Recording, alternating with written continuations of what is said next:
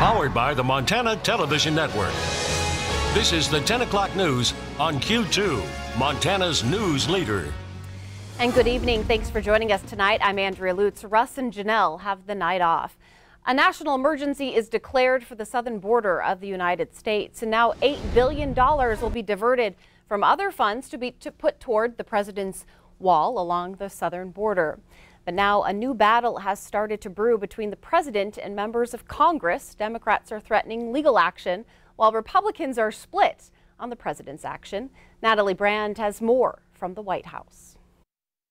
I'm going to be signing a national emergency. President Trump officially declared a national emergency to get $8 billion for a steel southern border wall. The declaration comes after Congress passed a spending bill to keep the government open, a bill that included only around $1.3 billion for a border barrier. Sounds like a lot, but it's not so much, although we're putting it to much better use than it used to be. The president is pulling the bulk of the money from the Department of Defense budget, including $3.6 billion in military construction funding. Reaction from congressional Republicans has been mixed. Maine Senator Susan Collins put out a statement saying, "I don't believe that the National Emergencies Act contemplates a president unilaterally reallocating billions of dollars. It also sets a bad precedent for future presidents." Meanwhile, Republican leaders in Congress say they stand by the president using his executive authority. Obviously, the president and his attorneys have looked at it. It's got to be legal for him to do it. Democrats are calling the move a power grab and intend to take legal action.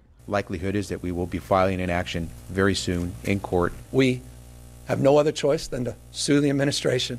I expect to be sued. I shouldn't be sued. While the president and some lawmakers wage a new battle over this emergency declaration, the nearly 800,000 federal workers impacted by the last partial shutdown can breathe a sigh of relief. Natalie Brand, CBS News, the White House. And Montana's members of Congress are also responding to the declaration, with Senator Steve Daines and Congressman Greg Gianforte both supporting the president. Senator Jon Tester says he is against the action, calling it an overreach. Zachary ONeil, he is the man linked to a 1998 rape and attempted murder of a Billings woman. Finally, though, he has his day in court for the charges against him. ONeil pled not guilty, but there's a snag in the case, as prosecutors only have 4 months to resolve it.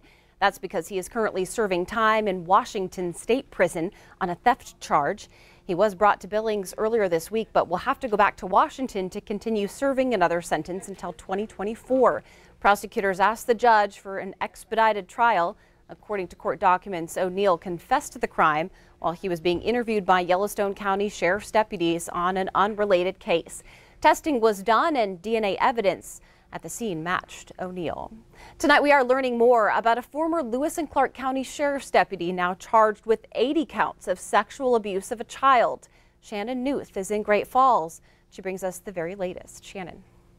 Good evening. Virgil Wolf made his appearance in Cascade County Court this afternoon. The investigation into Wolf started in June of 2017 after a victim disclosed the alleged abuse to a counselor. According to court documents, the victim said the abuse started when she was a child and continued into her teens. During a search warrant, agents obtained several electronic items from Wolf's home and sent them to the Department of Homeland Security for forensic analysis. Court documents state agents found hundreds of inappropriate photographs of children on those devices.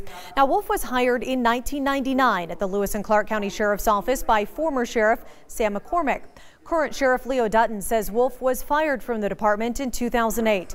He worked for the department for about a year and a half before becoming a resident deputy in Augusta. And according to Sheriff Dutton, Wolf was terminated with cause on February 21st of 2008 by then Sheriff Cheryl Leadley. We brought him back for further training issues, have him here locally, and there were some cases that led to his termination. Sheriff Dutton added that Wolf's termination was not related in any way to the charges he currently faces. Wolf's case will be prosecuted in Cascade County. In Great Falls, Shannon Newth, MTN News. Back to you. At least 5 people are dead and 5 officers wounded in a shooting at a manufacturing business in Aurora, Illinois. The suspected shooter is 45-year-old Gary Martin, who also died after an exchange of gunfire with police.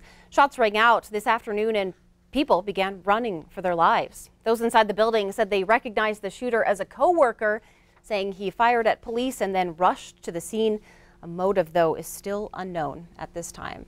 And turning to weather, Bob, not only will the snow be falling this weekend, but so will those temperatures. Yeah, they'll be freezing, that's for sure. Let me show you how much snow we started off the day with across south central Montana. It was quite a bit. You'll notice here places like southwest of Billings had 4.8 inches of snow. Hardin had 4 inches. Same thing in Livingston. Billings Heights had 4 inches of snow. And also Laurel had 3 inches of snow. Billings Airport, they also wound up with about 3 inches of snow as well out of that. In the meantime, here's what's happening. Doppler radar is showing some scattered snow showers continuing to make their way out of the region. That's the stuff that hit us earlier on. A new batch of snow is starting to make its way into central Montana, and that'll probably be coming our way probably sometime in the morning. But our threat board is starting to thin out. The big news here is that we still have a winter storm warning for Prairie and also Custer County, looking for 6 to 12 inches of snow there, and just another 1 to 3 inches of snow along the High Line with that winter weather advisory. One other thing, here's our high-resolution forecast model. You'll notice by about 6 o'clock, maybe 7, 8 o'clock tomorrow morning, that next batch of snow will start making its way into the Billings area, and we could wind up with maybe another inch, possibly 2 at most,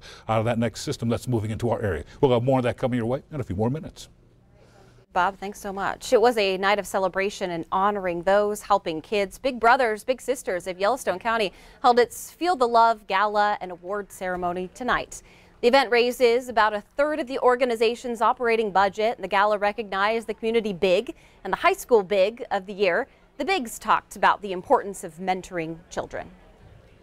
You have influence over the lives of these students, and it's good to know that you can make a change for better. If they see another adult in their life that they can look up to and that they love and that they can hang out with, that gives them encouragement throughout their life, I think it's a huge asset for them. You turn a life around when they're young, you never know. We could have the next president.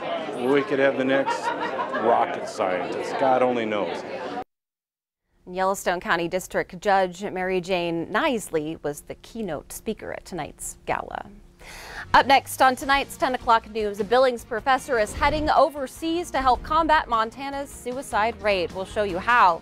And later in sports, we've got 8 district semifinals on tap, including Big Timber boys. They're trying to stay perfect in Belgrade.